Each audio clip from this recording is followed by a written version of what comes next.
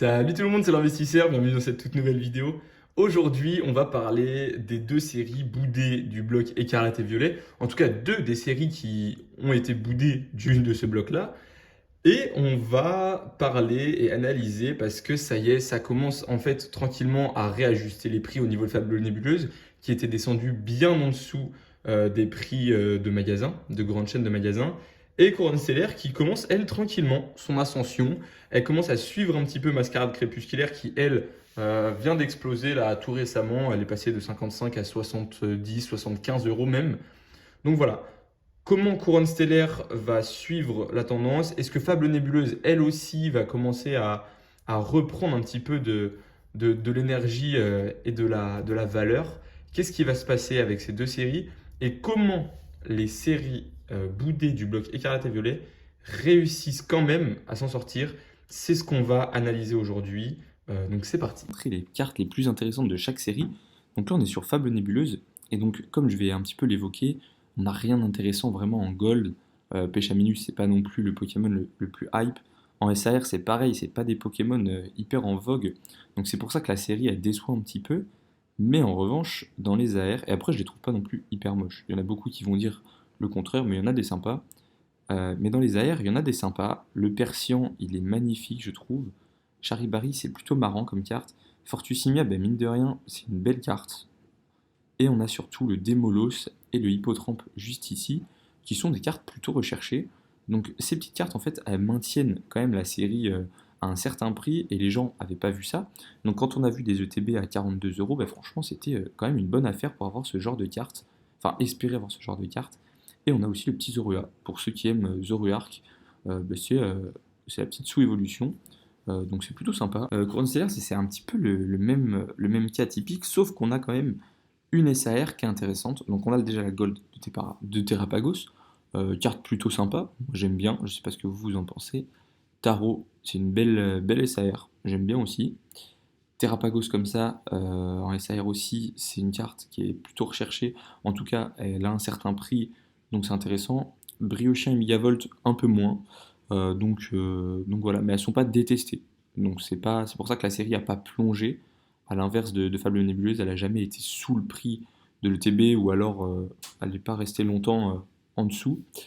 Au niveau des AR, bah, c'est exactement pareil que Fable Nébuleuse. Il y en a des plutôt belles. On a le Bulbizarre juste ici qui est super intéressant. Le Carapuce. Carapuce très joli, j'aime beaucoup. Honnêtement, un Carapuce comme ça, SAR, c'est 300-400 euros, juste, c'est parce qu'il n'y a qu'une étoile hein, que c'est comme ça. Euh, on a, on a Crabominable, c'est des belles cartes. Boumata juste ici, c'est plutôt marrant. Crémy, c'est assez mignon. Enfin voilà, on a pas mal de cartes, mine de rien, qui sont pas si mal que ça. Donc c'est pour ça que j'aimerais vous dire de ne pas investir dans n'importe quelle série. Mais on se rend compte en fait que c'est quand même des séries qui sont destinées à monter. Elles ne sont pas destinées à exploser forcément, mais au moins avoir une petite valeur marchande qui nous permet de faire peut-être un petit x2 ou voilà. Donc c'est pas des erreurs d'avoir investi dessus, c'est soit un ralentissement, donc il y avait des séries mieux, ou alors, enfin voilà, c'est à voir par la suite, mais c'est pas forcément une erreur. Donc voilà, après avoir vu toutes ces cartes et analysé tout ça, je pense qu'on peut se dire qu'il y a une série qui est vraiment plus appréciée que l'autre, et c'est normal, c'est bien évidemment Couronne Stellaire. Donc Couronne Stellaire aura un peu moins de mal à monter, ça c'est certain.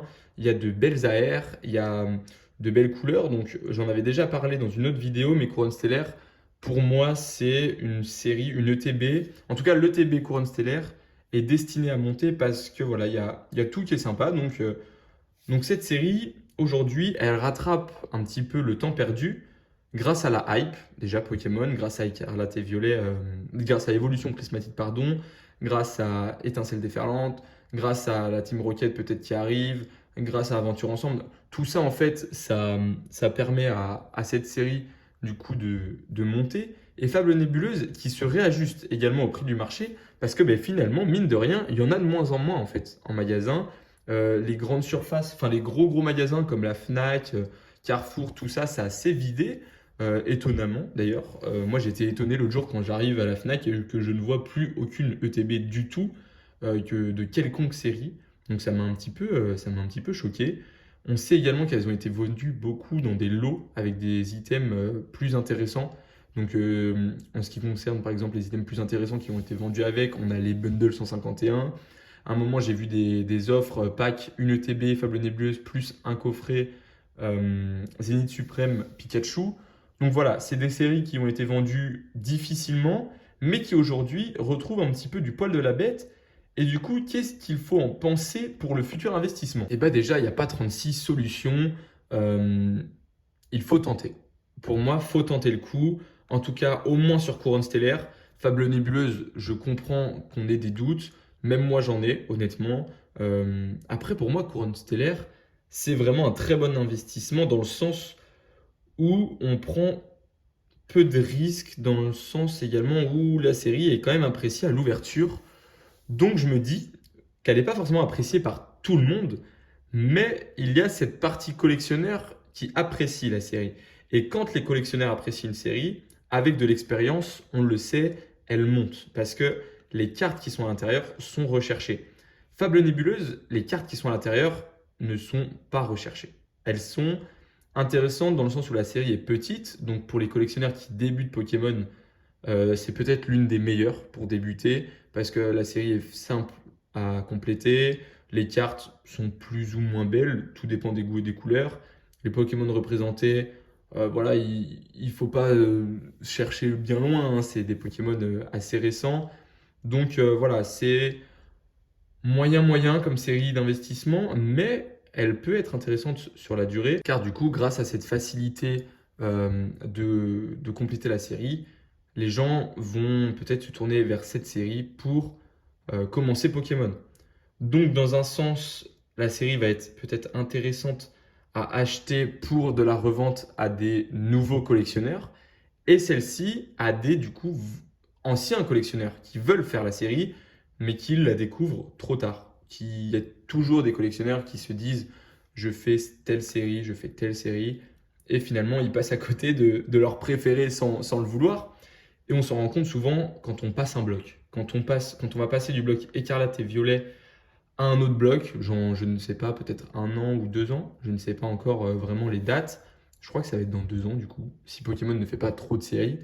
Euh, et ben cette série, elle va, enfin en tout cas le bloc écarlate et violet déjà va exploser, mais ces séries-là peut-être encore plus parce que les gens vont revenir en arrière et ils vont voir qu'il y a des cartes ben, de Pokémon hyper intéressants plus du coup que dans Fable Nébuleuse. Mais aussi, en fait, ce qui se passe, c'est que les gens dorment beaucoup sur les séries qui sont encore en magasin. Parce qu'ils se disent qu'elles ne vont jamais monter. Ils les voient toutes les semaines dans le magasin. Oui, mais sauf que ce que les gens oublient, c'est que dès qu'elles ne sont plus dans les magasins, justement, c'est là que ça commence à monter. Tant qu'il y en a en magasin, une série ne montera pas. Même si c'est du étincelle déferlante. Hein. S'il l'avait imprimé en milliers d'exemplaires, enfin en millions pardon, d'exemplaires, la série, elle serait encore en magasin, elle aurait jamais monté parce qu'on peut en trouver. Là où commence le réel investissement, c'est quand les séries ne sont plus en magasin. Quand vous achetez un item, par exemple à 55 euros, qui en a encore plein en magasin, c'est pas vraiment un investissement. C'est un achat.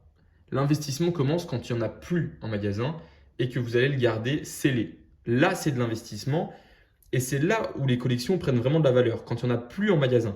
Donc, ne perdez pas espoir si vous avez investi dans Fable Nébuleuse par erreur.